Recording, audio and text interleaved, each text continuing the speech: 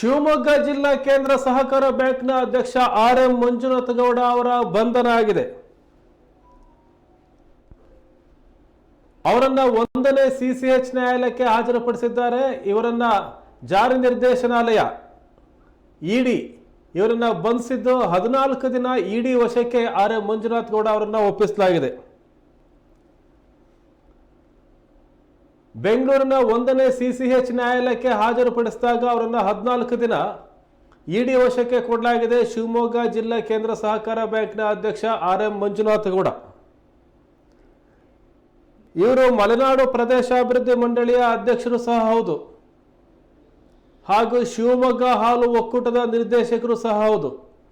ಆದರೆ ಈಗ ಬಂಧನ ಆಗಿರತಕ್ಕಂಥದ್ದು ಈ ಹಿಂದೆ 2014ರಲ್ಲಿ ಬ್ಯಾಂಕ್ನಲ್ಲಿ ಏನು ಬಂಗಾರ ಅಡಮಾನ ಸಾಲಕ್ಕೆ ಸಂಬಂಧಪಟ್ಟಂತೆ ದೂರು ದಾಖಲಾಗಿತ್ತು, ಅದಕ್ಕೆ ಸಂಬಂಧಪಟ್ಟಂತೆ ಆರ್.ಎಂ. ಮಂಜುನಾಥ ಗೌಡ ಅವರ ಬಂಧನ ಆಗಿದೆ. ವಿಶೇಷ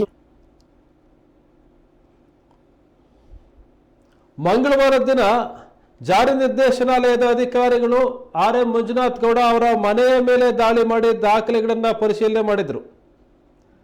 ನಂತರ ಶಿವಮೊಗ್ಗ ಸೇರಿದಂತೆ ಹಲವೆಡೆ ಆರ್.ಎಂ. ಮಂಜುನಾಥ ಗೌಡ ಅವರ ಆಪ್ತರ ನೆಲೆಗಳಲ್ಲಿ ದಾಳಿಯಾಗಿತ್ತು.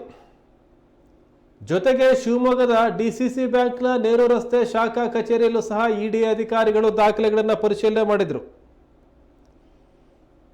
ಮತ್ತು ಬೆಂಗಳೂರಿನ ಅಪೆಕ್ಸ್ ಬ್ಯಾಂಕ್ನ ಗೆಸ್ಟ್ ಹೌಸ್ನಲ್ಲಿ ಇದ್ದಂಥ ಆರ್.ಎಂ. ಮಂಜುನಾಥ ಗೌಡ ಅವರನ್ನ ಸತತ 10-12 ಗಂಟೆಗಳ ಕಾಲ ವಿಚಾರಣೆಯನ್ನು ಮಾಡಲಾಗಿತ್ತು. ನಂತರ ಇಡಿ ಅವರನ್ನ ವಶಕ್ಕೆ ಪಡೆದಿತ್ತು.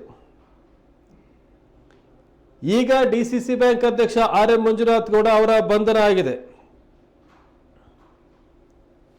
ಅವರನ್ನು ಬಂಧಿಸಿ ಬೆಂಗಳೂರಿನ 1ನೇ ಸಿಸಿಎಚ್ ಕೋರ್ಟ್ಗೆ ಹಾಜರುಪಡಿಸಲಾಗಿತ್ತು.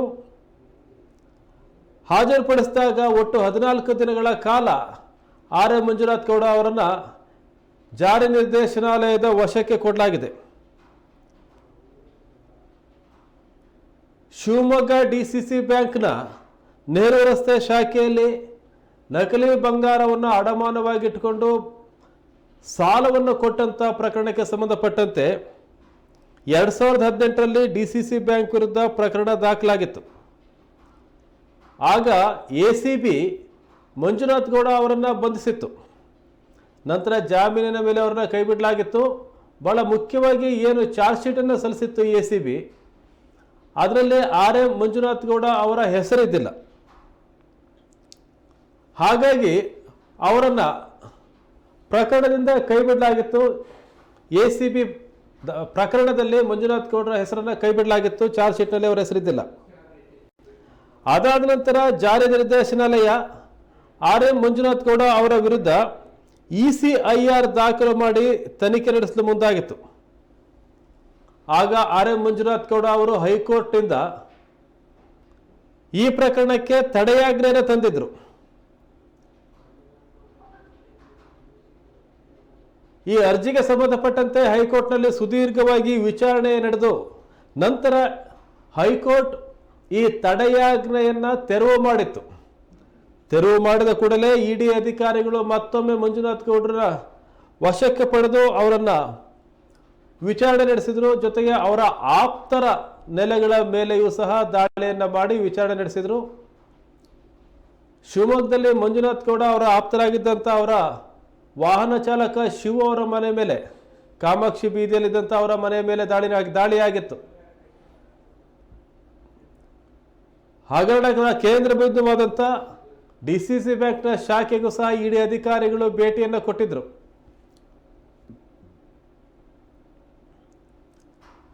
ಇನ್ನೂ ಹಲವು ಸ್ಥಳಗಳಲ್ಲಿ ಇಡಿ ಅಧಿಕಾರಿಗಳು ದಾಳಿಯನ್ನು ನಡೆಸಿದ್ರು, ದಾಖಲೆಗಳನ್ನು ಪರಿಶೀಲನೆ ಮಾಡಿದರು.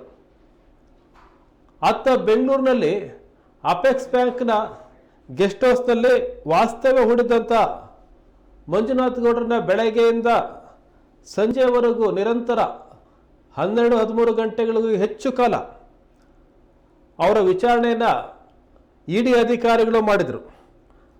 ನಂತರ ಅವರನ್ನು ಇಡಿ ಅಧಿಕಾರಿಗಳು ವಶಕ್ಕೆ ಪಡೆದರು. ಇಂದು ಅವರನ್ನು ಬೆಂಗಳೂರಿನ ನ್ಯಾಯಾಲಯಕ್ಕೆ ಹಾಜರುಪಡಿಸಲಾಯಿತು. 1ನೇ ಸಿಸಿಎಚ್ ನ್ಯಾಯಾಲಯಕ್ಕೆ ಹಾಜರುಪಡಿಸಲಾಯಿತು.